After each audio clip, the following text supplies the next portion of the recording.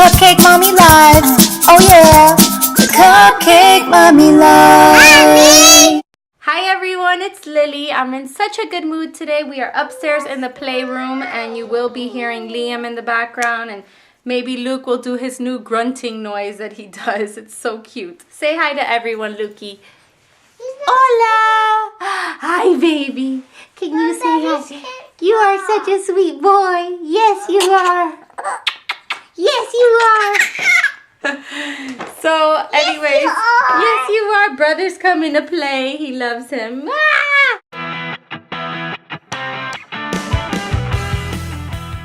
I wanted to do a 6-month breastfeeding update because we're still breastfeeding and going strong. Okay, thank you. No signs of slowing down, but there are some changes going on, and just it's a different breastfeeding at 6 months is definitely different from when you're first starting off. So I'll just give you what we're going through. But this little joker started biting me at 4 months. He doesn't even have teeth, so I can't even imagine what it's gonna be like with teeth. But what I've been doing is when he bites me, I instantly dislatch him or unlatch him. Dismount him. I unlatch him and I put my finger on his mouth and I say, "No se muerde mami," in Spanish. Don't bite mommy. So he's back here rolling around.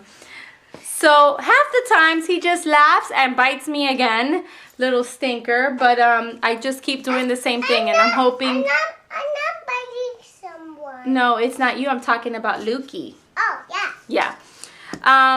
But he does it almost every feeding, and I know a lot of people give up when the biting starts, but we're pushing through the biting. I'm just. Not biting I know you're not. I'm talking about Lukey and breastfeeding. Oh, yeah. But as for my milk, it's pretty much regulated. It's still so funny how your boobs will tell you when it's time to feed, when it's not.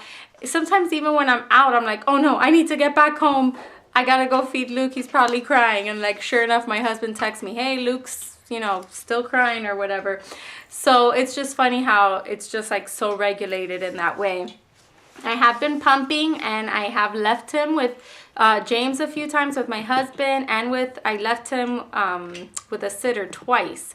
And he took his bottle, so that's good because I was kind of afraid that he lost it because he hasn't had a bottle since like November when we went on our road trip. But he still has, like, we went to the park and I took the bottle because I knew I was going to be leaving him with my husband for an event that I had. And he took the bottle from me, so I'm like, yes, he still takes it. So it's kind of iffy with other people. For me, he takes it all the time. If I give him a bottle, but with his dad, he's kind of like, it's 50-50 if he takes it or not. That's when the gas up there. Yes. He's still waking up in the middle of the night. Like I don't know. He wakes up like still every 3 hours.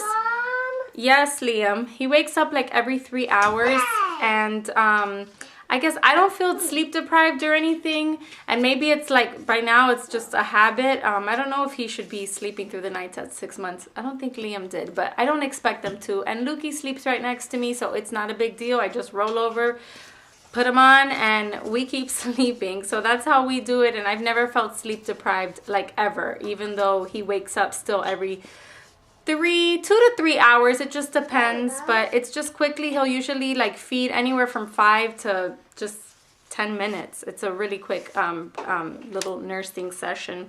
But I wrote down everything so I don't forget. Oh, I stopped wearing my breast pads just because it's more because I'm just a rebel like that, and I just didn't feel like wearing them. I just hated that they would get full of the milk and stuff.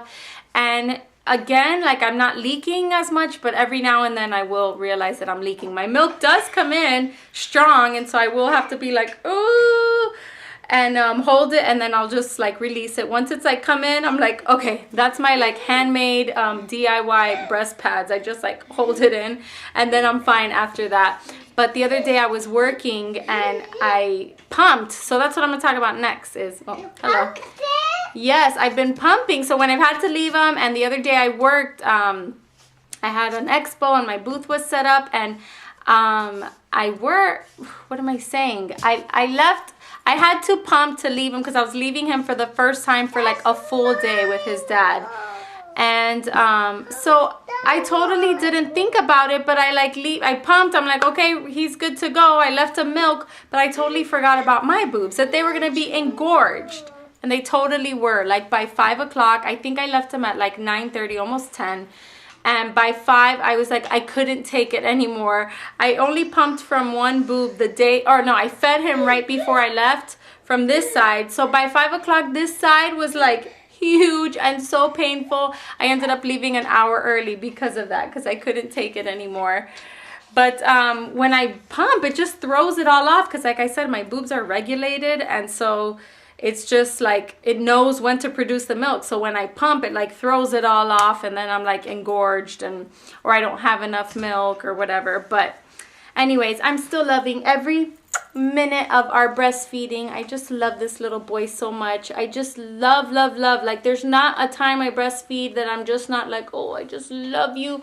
And it's such a beautiful bonding experience. So I love it, and we're still going strong, and I'm really sad that I have to introduce him to solids. I'm kind of not going to do it. He turns 6 months to be exact on the 9th. So on the 9th, I'll give him some sweet potato with breast milk or something like that. But if you have any other questions, anything. Potato. Yeah.